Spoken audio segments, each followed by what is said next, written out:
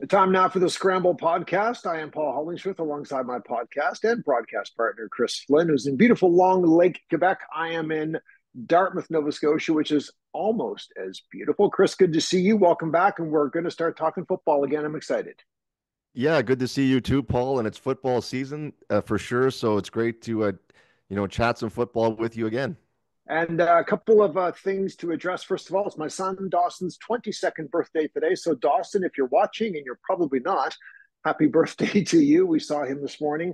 And we're going to start with AUS football. And with that in mind, my daughter goes to St. FX and my son goes to St. Mary's. And we're both closely aligned with St. Mary's. So we know it's homecoming weekend for those two campuses. There's been a homecoming vibe throughout the conference, all during this beautiful September, October season. So happy homecoming to all the people this time of the season that enjoy reconnecting with their campuses.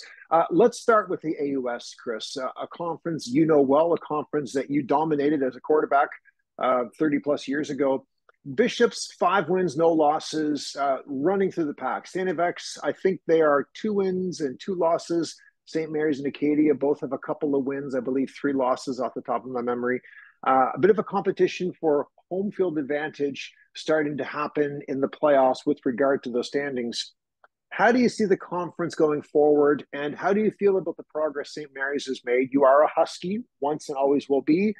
They started off with a bit of a bump in the road 3-4 years ago. They're trying to build it back and build it back better. Where are they in their process, do you think? Actually, St. Mary's, I watched the game last week against Bishops, and you mentioned Bishops earlier. I'll even start with St. FX for a second. My old buddy Cal Bussey's son Malcolm, all Canadian running back, got hurt the first exhibition game of the season. St. FX was the powerhouse, as you know, the last few years, but with Malcolm getting hurt, that kind of brought them down back into the pack. And then all of a sudden, it's Bishops is the new powerhouse. They had two massive blowouts a few weeks earlier, and then last weekend, homecoming hosting St. Mary's. They were winning 19-0 in the fourth quarter, looking like maybe going to be another bit of a blowout. But St. Mary's came back. They scored 2 touchdowns to make it close. Had within a play or two, maybe even winning that game. And I messaged Coach Samara after the game, and the defense played really well. He just said it's the offense got to get going a little bit on offense, and but overall, they did well against a very powerful Bishops team. So as you said, Bishops are by themselves on top. They're the class of the conference for sure. And then it's the other 4 teams kind of battling for those last 3 playoff spots. And you mentioned homecoming. So yeah, St. Mary's hosts Acadia tonight for homecoming, and that's a huge game for both teams, kind of for second, third place. As you said, St. FX is in there too at 2-2 as well. So there's some big games this weekend to kind of for playoff spots to see who's going to finish in those second, third, fourth spots. So St. Mary's slow start. Their defense is playing well. As coach said, the offense needs to get going a little bit, but they showed pretty well against a Bishop's team who had just had 2, 65, 70-point blowouts the previous week. So St. Mary's showed up well against them, but it's be a good battle tonight against Acadia. You mentioned Cal Bussey, so I was at the game 2 Fridays ago, and I watched probably about a third of the game with Cal and his son Malcolm, and met Malcolm's mother, Cal's wife, as well. So it's we have these friends in common. Cal there, of course, made his footprint and his mark as a hockey player and football Yes. player, and now I see him at a football game wearing a St. FX hat, cheering for his son. That tells us how the world turns. But from a bigger picture, pulling back the lens on St. Mary's, I have to tell you that they are in the midst of a rebuild. It's going well. But I was down there that Friday night. The weather was nice. The crowd was large. There was, I'm going to say, 1,500 people for a game, maybe 1,000. Bottom line, a pretty good crowd, good environment. They lost a tough game to St. FX, very frustrating loss. But I kind of like that St. FX team as well. And I have a lot of friendship connections with some of the kids on that team, including Bussy. So it's hard for me as a St. Mary's guy who unabashedly cheers for the Huskies, but we have these connections throughout the conference, and I can find reasons to feel good about how each team does. And the point I'm coming to is that I'm seeing the competitive balance in the conference really start to uptick a little bit. Yes, Bishops is on its own, But Acadia, St. FX, St. Mary's, those teams could beat each other on any given night. And Chris, I would submit to you that's good for the sport, good for the conference, and good for the game in general in this region. Absolutely. And I watched that game too, St. Mary's and St. FX a few weeks ago. I think St. FX kicked a field goal to win it at the end. So balance is good. Like you said, Bishops right now are been on top the last few weeks, but as far as the other four teams, Mount A, Acadia, St. FX, St. Mary's, it is very balanced between those four teams. I think four teams make the playoffs. It used to be three, now it's four. So we'll see who's the odd team. The team that doesn't make it, but otherwise, it is pretty close between the four Atlantic teams for sure. So let's pivot now to the CFL. So Montreal Alouettes last year pull off a surprise Grey Cup victory. They basically ran the schedule for the past 4 weeks, 4 or 5 weeks leading into the playoffs. They won the first game. They won an upset game over Toronto to make it to the Grey Cup, and they won a thriller over Winnipeg. They've been a dominant team. They're 11-3. They've clinched first place. They're going to get the bye. But Tyson Philpott, that Canadian receiver, he's so good. He's out for the year. Austin Mack, he's yeah. out with a leg injury. He was cut from Atlanta and joined the team, played a game, I think, and hurt his leg. I think he's coming back. I'm not saying the Alouettes are in trouble. Ottawa is 8-6-1. Toronto is 8-7. You go to the other conference, the other division. Winnipeg's 9-6, playing a competitive team that probably should be 11-4 based on a couple of their losses. I'm not sure the path is going to be that easy for Montreal, given how easy it looked, say, 4 or 5 weeks ago. Yeah, for sure. I feel like the East is kind of Montreal. It's kind of a little bit like it was last year with Toronto being the class of the league, but then kind of not finishing that strong, and then Montreal upsetting them in the playoffs. It's kind of going like that way a little bit. Montreal is kind of coming back to the pack, although they're still easily in first place. Ottawa started off well too, and they've kind of faltered down the stretch a little bit. Hamilton is kind of making a bit of a run for the playoffs. I think they won four in a row. But yeah, so Ottawa, could I see Ottawa or Montreal, or sorry, Ottawa or Toronto going into Montreal in the East final and potentially upsetting them? Yeah, it could happen. Montreal is definitely the favorite, but as you said, with the injuries they've had and everything, it's kind of brought them back down to the pack, although they did beat Ottawa pretty handily a few weeks ago. And in the West, Winnipeg had such a actually terrible start to the year. I think they've won like seven in a row. So all of a sudden, Winnipeg are back to where they've been the last 3, 4 years, the kind of the top team in the West. So it always seems to be Winnipeg and maybe Montreal or Toronto in the Grey Cup, but who knows? And we were talking earlier, even Edmonton has kind of rebounded a little bit. They have a kind of a decent record after winning some games lately. So it's balanced out west, but Winnipeg would be the favorite, and for sure Montreal the favorite in the East. Yeah, I'm happy to see Edmonton has 5 wins now. They may or may not make the playoffs, but where that team was a couple of years ago, I just equate that franchise and that city with being so strong from a CFL standpoint historically. I wasn't used to seeing the old Eskimos, now the Elks, be a team that won 1, 2, or 3 games during a season. So it's nice to see a team like that bounce back. What do you think of the bye week? And we'll return to Montreal for this and compare it, say, to what happened last year with Toronto. You burn through the season, you make it look easy, you have some injuries, you run out of things to play for down the stretch, and then you have a 2 week gap leading into a play-in game for the Grey Cup. That feels like a trap game to me, and it always has felt like a trap game to me. Do you like that format? Because the Alouettes find themselves in a bit of a pretty tricky situation down the stretch here, having games that don't matter, and then having to not play for a couple of weeks, and then play the team in the East Final that has momentum from the week before. I'm not sure that's an advantage for a team like that. I agree with you 100%. I didn't like the bye week either. Personally, I like playing every week, and we talked about that last year, and sure enough, it did hurt Toronto. Toronto had the bye week, and most teams would prefer not to have to play and potentially lose. If they had a choice, yes, they'll take first place in the bye week. But even you see that in the NFL too, the teams that have that bye week, a lot of times in the playoffs, they lose that game at home too, just kind of like Baltimore last year against Kansas City.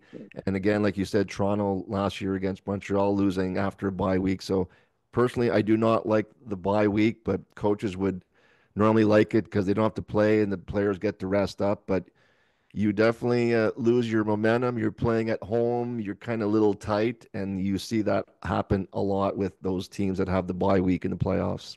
Let's go south of the border. NCAA, Colorado. They win their first game of the season. They lose their second game of the season. I believe they're 4-1 now. Deion Sanders has them playing pretty good football at this time. Always entertaining with Deion Sanders. I saw him on a podcast this week, and he can be pretty funny. There are questions about his longevity in Colorado, how long he'll stick around and move on to someplace else. That could be something we want to talk about here. What are your thoughts on Deion, on Colorado, and how that season's going so far? Yeah, they're kind of a polarizing team. People either love them or hate them. And when they got blown out by Nebraska in the second game, everyone's going, okay, it's going to be the same as last year. They're going to go 4-8, and it's all hype, and they're not nearly as good as they think they are. But then they won a few games. They won 3 games in a row. They had that amazing victory against Baylor. Then they blew out UCF last week. All of a sudden, they are a legitimate team. They're 4-1. I think they don't play this weekend. They play Kansas State next weekend, who are 20th ranked. So if they were to win next weekend, that would finally put them for the first time in Deion's tenure in the top 25 ranking. And all of a sudden, like I said, if they win next weekend, Kansas State, you could be talking maybe even a chance at the 12 team playoffs. So it wasn't looking good there at the beginning of the year, but now Colorado's playing well. The quarterback Shadur is playing well. Travis Hunter, all of a sudden, defense is playing well. So yeah, I find them very interesting to watch as well, and it should be very interesting next weekend when they play Kansas State. What I find too, following the NCAA, and you may as well, correlating the different conferences. So Colorado's in the Big 12, and I can evaluate how they look in that pack. I have difficulty seeing how teams stack up against different conferences when it comes to bigger national picture. We get an impression from the national rankings, but that's just theoretical at some point. You think they're doing okay, but you really don't know where they stand on the national stage until they play some interesting games down the stretch. You're absolutely right. So I was about to mention, yes, they're doing well, and they could even make the top 12 team playoffs. But on a whole other level, you have Texas and Georgia and Alabama, and I think, for example, Colorado beat Colorado State. They beat them by a couple touchdowns, but it was somewhat close. And then I think Texas beat Colorado State like 50 some to nothing. So it's hard to compare, and I think there is a difference between the top teams and Colorado. And I'll just mention, Alabama and Georgia are always up there, but one team I like is Texas. Their quarterbacks, two of them, Quinn Ewers and Arch Manning, they're a team I like, and they could be the team that's going on to win the national championship. But I think they play Georgia in a few weeks, so Texas does, so that'll be an interesting matchup in a few weeks. So let us now pivot to the NFL. We can start with AFC, go NFC second. Looking at the standings, Buffalo 3-1, Pittsburgh 3-1, Houston 3-1, Seattle 3-1, Washington 3-1. I think Minnesota's 4-0. So we have some consistent teams that have won 3 or 4 games at the top of the standings. Let's break it down conference by conference. What are you seeing? What do you like? How do you see the season going through the first 4 games, pivoting into this middle chunk of the schedule? Yeah. Well, in the AFC, you got to start with Kansas City. Like here they are 4-0 again. Obviously, they have the injuries. They managed to win despite the injuries on offense, receiver, and running back. But as I always tell my buddies when they're betting on the games or whatever, say never bet against Patrick Mahomes. I remember saying that for the Super Bowl last year. So they have some work ahead of them. They have some injuries. They could lose the next few games, but for now they have to be the number one team. And then you mentioned the other division leaders like Houston, Buffalo, and Pittsburgh, all doing okay. I think they're all, like you said, 3-1. I think not a dark horse team, but a team that's not in first place right now, Baltimore. They started 0-2, but they won their last 2 games very impressively. Derrick Henry with that incredible 87-yard run there at the beginning of the game against Buffalo. So I wouldn't count Baltimore out. If I was going to do a very early season prediction for AFC Championship, I'd say Kansas City hosting Baltimore. That would be my early pick if I had to make one. But there's teams that like Buffalo, even though they didn't look great last week, that they could have something to say about that later on in the season. And yeah, And No, NFC, I'll let you mention. well, just NFC. I mean, we're at that part of the season where there's a sameness to the schedule, the standings rather. Everyone, the good teams have 3 or 4 wins at this stage, as I mentioned, and you can kind of see how things are congealing at the top of the standings in both conferences. I see a lot of similarities in the NFC, competitively speaking. How do you see the conference breaking out with a bit more specificity? Yeah, again, NFC have Minnesota, the top Yeah. team. Sam Darnold's playing really well. Jefferson, receiver, great receiver. Their defense is, quietly playing well too. And then I think you have, Seattle, Washington, Atlanta had a great game last night. Kirk Cousins winning in overtime. That was, really impressive. So there's some pretty good teams too. Then you have teams who are not in first place, like San Fran and Detroit. They'll be up there at the end of the season too, competing. I think there's more teams in the NFC that could win compared to, I feel like the AFC, it's kind of like Kansas City, maybe Baltimore, maybe Buffalo. But in the NFC, I feel like it's more wide open. There's 4 or 5 teams. Washington, Jaden Daniels is playing really well, but it's tough to go really far with a rookie quarterback. But again, I feel like the NFC is more wide open as far as who could, go on to represent that conference at the end of the year. And with this weekend, football overseas means early morning Sunday football on the weekend. How do you like the international games played the way they are? I mean, on the one hand, it's nice to wake up in the morning, have a football game on, and it takes you for the whole day. On the other hand, I just find it always not strange. Strange isn't the right word because I'm not being critical of it, but it's a little disjointed when I see a team playing in a European football stadium, uh, and it's something you're not used to seeing. But I guess I find it more exciting than not. How do you view the game? How do you view that dynamic heading into this weekend? Yeah, once I played football in Europe once upon a time in the World League, and then even in France, and football's big in Europe and all over the world, and the NFL is definitely trying to promote it. I think Brazil, the challenge, maybe the field conditions weren't that great in that case, but for the games this week in England, yeah, it's fun to watch, fun to have that Sunday morning game, and the particular game this weekend, Minnesota hosting, or not hosting, but Minnesota and the Jets playing. That's a real interesting game. A lot of people were critical of the Jets. I didn't mention them earlier as my top AFC teams, but they were critical because they didn't score hardly any points the other game. But it was a rainy, kind of chilly game, and both teams had trouble scoring points. A lot of people were critical of Rodgers, but I think Rodgers is going to bounce back, and I could even see them upsetting the 4-0 uh, Vikings this weekend, Sunday morning. So that's going to be an interesting game. I'm definitely going to try to watch, that game for sure in England. Awesome. Well, we just burned through a lot of football. We did Hurlos, we did AUS, we did CFL, we did some NCAA, and we did both conferences of the NFL looking forward.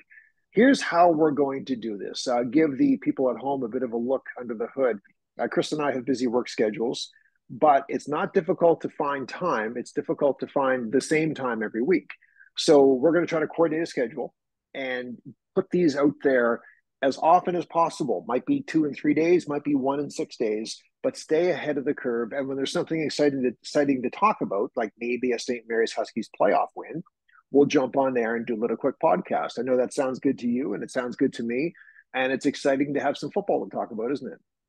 Absolutely, this is great chatting football with you, and seeing that you were at the St. Mary's game a few weeks ago. I wish I was there tonight watching the homecoming game, but I'll have to get some feedback from you, I guess, Paul. Yeah, for sure. It's always a fun time to be in the city for homecoming, and my St. Mary's connections and your St. Mary's connections are very strong. And the whole purpose behind the whole spirit behind homecoming and the university experience is to make friends for life and hang on to those friendships. So I like the vibe, I like the meaning behind it, and it's always a nice opportunity to stay close to your campus. So we will wrap it up there. This is another edition of the Scramble Podcast. He is Chris Flynn. I am Paul Hollingsworth. We thank you for joining, and we will see you very soon right back here.